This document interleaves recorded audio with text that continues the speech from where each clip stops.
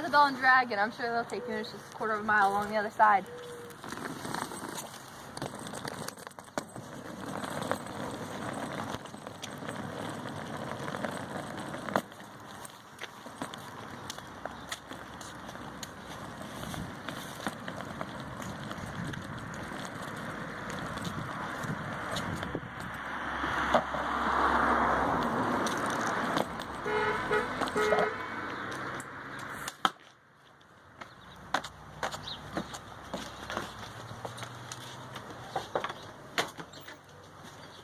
Please come in. I seen the sign in the window. Yes, I know. I was wondering about a room. It's already ready for you. I was on my way to the Bell and Dragon when your sign caught my eye. My dear boy, please come in.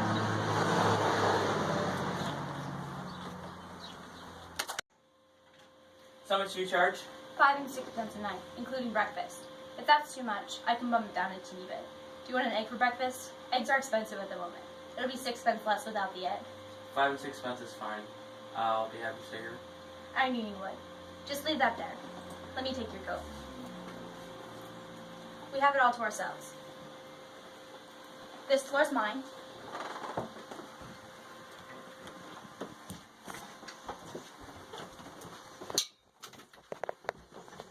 And this one's yours.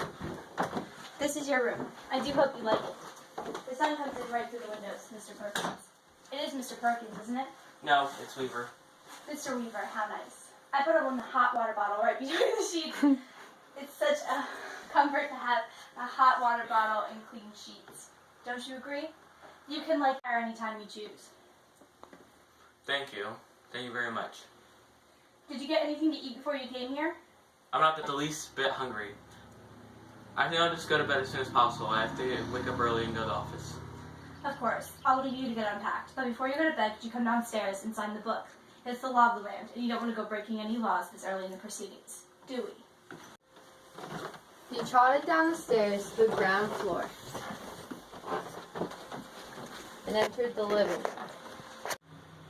His landlady wasn't there, but the fire was glowing in the hearth, and the little dachshund was still sleeping in front of it. The room was wonderfully warm and cozy. I'm a lucky fellow, he thought, rubbing his hands. This is a bit of all right. He found the guest book lying open on the piano, so he took out his pen and wrote down his name and address. There were only 2 other entries above his on the page, and as one always does in the guest books, he started to read them. One was a Christopher Mulholland from Cardiff, and the other was Gregory W. Temple from Bristol. That was funny, he thought suddenly. Christopher Mulholland. It rings a bell. Now where on earth had he heard that rather unusual name? Was he a boy at school? Gregory Temple? Christopher Mulholland? Such charming boys. They sound so familiar. They do? How interesting. I'm almost positive I heard those names before. Isn't that queer? Maybe it was from the newspapers. They weren't famous in any way, were they? Famous? No, I don't think they were famous, but they were both extraordinarily handsome. They were tall and young and handsome, just like you, my dear. The last entry is over 2 years old. It is? Yes. And Christopher Mulholland is nearly a year before that. More than 3 years ago. Dear me, I've never thought it. How the time does fly, doesn't it, Mr. Wilkins? It's Weaver. W-E-A-V-E-R. Oh, of course it is. How silly me. I do apologize. In one ear, not the other. That's me, Mr. Weaver. You know something quite extraordinary about all this? No. Well, you see, both these names, Mulholland and Temple, I don't only seem to remember each one of them separately, so to speak, but somehow or another, in some particular way, they both appear to be sort of connected as well, as though they were both famous, or same thing, like Dempsey and Tooney, for example, or Churchill and Roosevelt. How amusing. But do come over here and sit next to me on the sofa. I'll get you a nice cup of tea and a ginger biscuit before you go to bed. You really shouldn't have bothered. I mean, you didn't have to do anything like that. I'm almost positive it was in the newspapers. I saw them. I'll think of it in a second. I know I will. Now, wait a minute. Wait just a minute. Mulholland? Christopher Mulholland? Wasn't that the name of that Eton schoolboy who was was on a walking tour through the West Country, and then all of a sudden, Milk and sugar? yes, please. And then all of a sudden, Eating schoolboy. Oh no, I don't think that can possibly be right. Because my Mr. Mulholland, when he came to me, wasn't an Eton schoolboy. He was a Cambridge undergraduate. Come on, your tea's ready for you.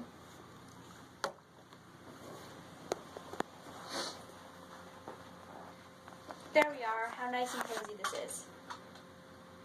Isn't it? Mr. Mulholland was a great one for his tea. I've never known a man to drink so much tea. I suppose he left fairly recently? Left? My dear boy, he never left. He's still here. So is Mr. Temple. Oh, they're all on the 3rd floor, both of them, together. How old are you, my dear? 17. 17. Oh, that's the perfect age. Mr. Mulholland was also 17. I think he was a trifle shorter than you. Actually, I'm quite sure of it, but his teeth weren't quite so white. You have the most beautiful teeth, Mr. Weaver. Did you know that? They're not as good as they look. They've got masses of fillings in the back of them. Mr. Temple, of course, was a little older. He was 28. Of course, I never would have guessed. Never in my life. There wasn't a blemish on his body. A what? His skin was just like a baby's. Have you met my little Basil? Good gracious me. How absolutely fascinating.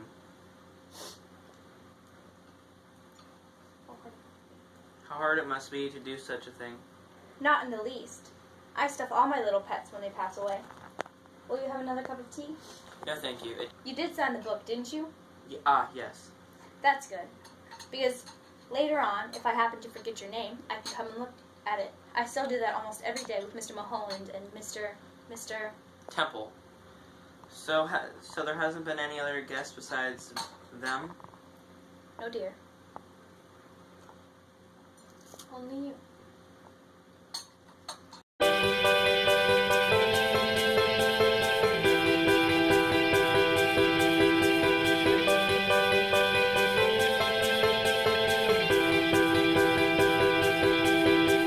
Lions.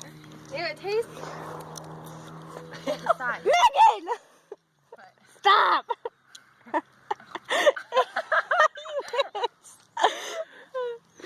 What do you think, Jacob? Don't chew it! Ew! I think I didn't take the coat. You tripped up the steps. I didn't drip. I hit her with You hit me with the suitcase. How nice. I put it in the hot water bottle right between the sheets. It's such a comfort free. You can light the lighter anytime. You can light the fire anytime. Stop.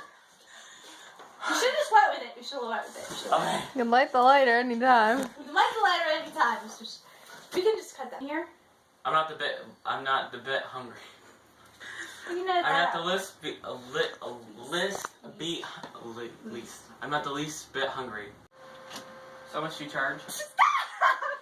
The fire was glowing in the hearth, and the little dash hun. God dang it. I'm not even on it. The little dash. Stop! The little dash hound. I Wait, forgot. okay. Hello, is there a fairly cheap hotel around here? Try the Bell and Dragon. They might take you in. It's about a quarter mile along the other side.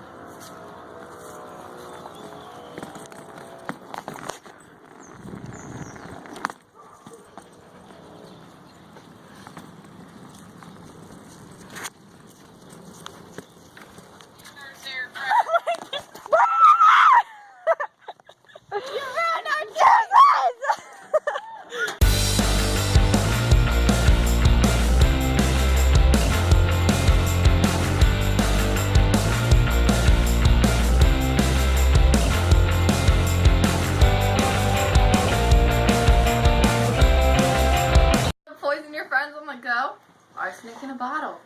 This little puppy here, yeah, I want him. Want him real bad. So, you just slip some of this in their tea while they're not looking. There you go. It works so fast. Yes, it's incredible. And then you steal a dog and you run. Arsenic in a bottle. Buy it at your Walmart.